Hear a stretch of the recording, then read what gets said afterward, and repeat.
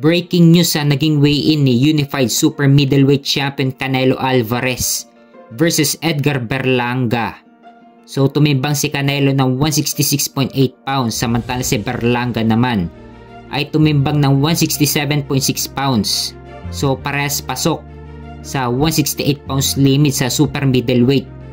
Kaya naman abangan natin ang laban nila bukas. Nakataya dyan ang Unified WBC, WBO at WBA Super Middleweight title na hawak ni Canelo. So hindi na niya hawak ang IBF dahil hindi sumunod sa mandatory order ng IBF si Canelo. So abangan natin ang laban nila bukas araw ng Linggo sa Pilipinas at Sabado naman ng gabi sa US.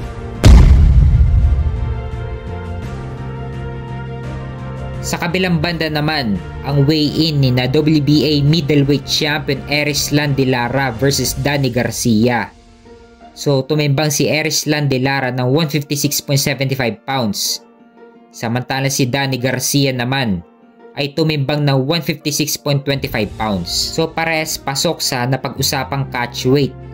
Pero dapat sa 160 pounds kasi nakataya naman dyan ang WBA middleweight title na hawak ni Erislan de Lara. Kahit mas matanda si Erislan de Lara kay Danny Garcia, mas aktibo naman si Erislan de Lara kumpara kay Danny Garcia.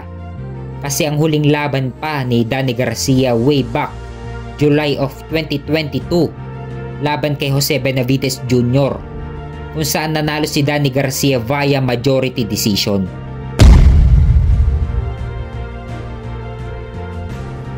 Sa kabilang banda naman, ihabol natin na nagdeklara na si Canelo na gusto niyang makipag-rematch kay WBA Light Heavyweight Champion Dimitri Bivol kung mananalo daw ito kay Unified Light Heavyweight Champion Artur Beterbiev. So kung mapapansin sa 175 pounds sa Light Heavyweight, ang next in line na kung sino ang mananalo kila Beterbiev at Bivol ay si David Benavides dahil siya ang may hawak ng interim WBC sa light heavyweight. So hinaharangan na naman ni Canelo ang daan ni David Benavides patungo sa undisputed. Kung matatandaan sa super middleweight, niayo palaga ni Canelo si David Benavides. Kasi kung manalo si David Benavides kay Canelo, undisputed champion agad si David Benavides. Tapos ngayon sa light heavyweight, muli na namang hinaharangan ni Canelo si David Benavides patungo sa undisputed. Wala rin namang kasiguraduhan si Canelo kung magiging undisputed champion siya sa light heavyweight.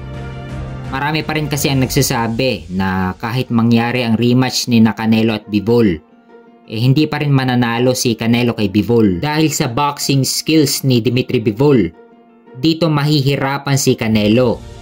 Idagdag mo pa ang pagiging matigas ni Bivol at sa tangkad niya at sa pagiging masipag niya bumitaw ng suntok.